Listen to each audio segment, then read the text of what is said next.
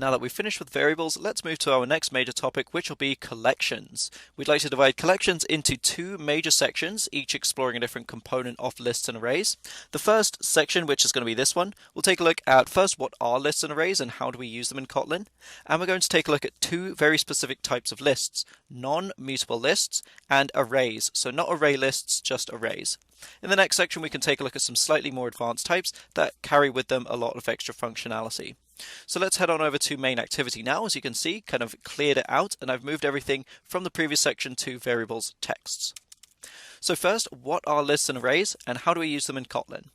Well, lists and arrays are different ways of storing multiple values in a single location, and are generally stuck or restricted to one specific type.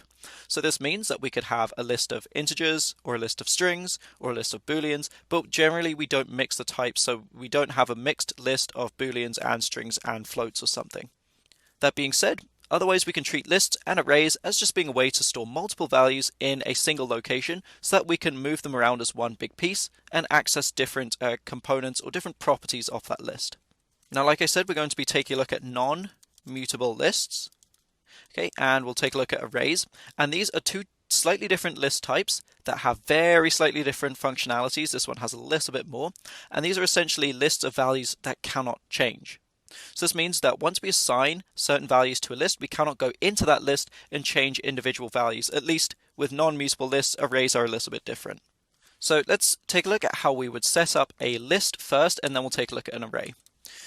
So a list would be set up as a val or a variable, depending on whether we want to be able to change it. Okay, we'll have the name, and typically speaking, we assign it like this. We'll have the type, or a non-mutable list in this case, so it's just a list of. Okay, and then we have in angular brackets beside it the type, so integer, string, etc. And then we have the values in here, so val1, val2, and so on and so forth. Okay, so this is a typical non-mutable list setup. So let's actually launch right into an example. Maybe let's consider some scenario where we would not need to change values, maybe days of the week. So we could create a val that is a name of something like days of, actually let's call this weekdays in particular, weekdays. And this is going to be a list of, okay, note already there are tons of different kinds of lists to choose from. We want a list of, in the angular brackets beside it, we'll put the type. This is just going to be a list of strings. Okay, and then we'll fill in some values. So we'll have 1, 2, 3, 4, 5. Oh, and shouldn't have put that in quotes. So let's just consider the weekdays. So we'll have Monday, Tuesday, Wednesday, Thursday, and Friday. Okay. So at this point, I now have my list set up, and I can access the entire list by calling on weekdays, or I can access individual elements by calling on a get operation. So I could say, for example, weekdays.get, okay, and then I could enter the index. So this is index 0, 1, 2, 3, 4, and so on and so forth. So let's say I wanted the first element, second element, third, fourth, and so on and so forth. Okay, fifth. Alternatively, I can call on weekdays, and in the square brackets beside it, again, put the index. So let's say 4. This will get me my last element again. Now, there are a variety of other operations I can perform on this list. So if I call upon my list name dot, you can see all of these operations, but keep in mind all of these are just retrieval operations. So these are just retrieving values or information about the list. We can get the index of some particular element, so we enter some element, returns the index of that. We can get, for example, the last element, the last index. We can return the entire list to a string. We can get the size of the list, return whether or not it contains a certain element, and so on and so forth. Lots of different operations to choose from. However, there is no set operation. We cannot take a specific index, or let's say 3, and change it to something else. That's not allowed with this kind of a list. And we can't add or remove elements to and from this list as well. That's why it's called a non-mutable list. We could, however, change the entire list to contain a different value. So we could say something like weekdays equals a new list of, and then perhaps only one element, which is a blank string. That's actually perfectly fine. The main idea of this list type is that we cannot change individual elements of the list, and we can't add or remove elements. Now, this is where our array comes in handy. So this is a little bit better than weekdays. It's just a step up, meaning that we can change individual values, but again, we cannot change the size, so we cannot still add or remove elements from it. So Let's consider perhaps if we have some kind of a true or false test which needs an answer key, so maybe 5 questions, okay? So 5 answers. Let's call this true or false answer key, okay?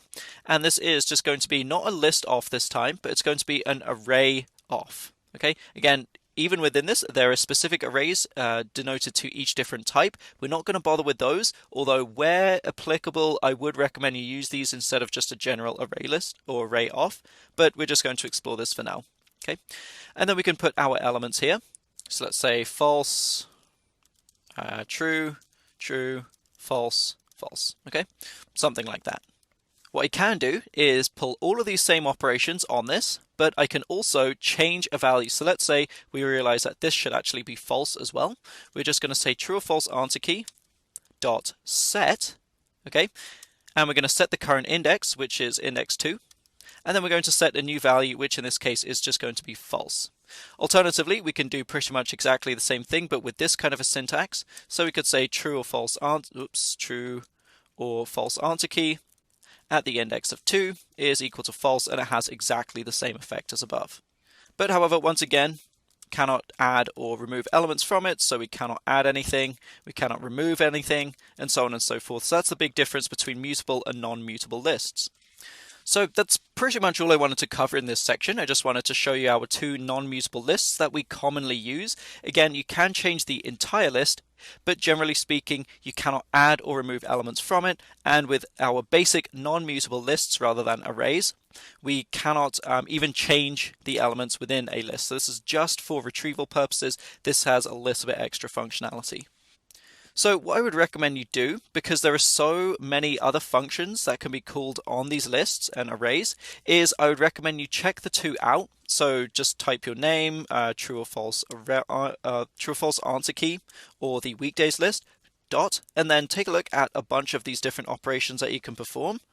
And once you're happy with that and ready to move on to mutable lists, let's move on to the next section where we'll be exploring mutable list off, and we'll be exploring array list off.